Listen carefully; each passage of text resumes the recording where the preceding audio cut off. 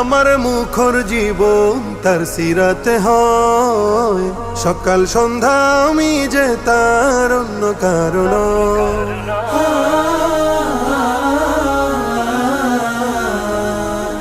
নিথর আমার মুখর জীবন তার সিরাতে হয়, সকাল সন্ধ্যা আমি যে তার অন্য কারণ। আমার দু চোখ ইন্তেজারে থাকবে চিরকাল, আমার দু চোখ ইন্তেজারে থাকবে চিরকাল।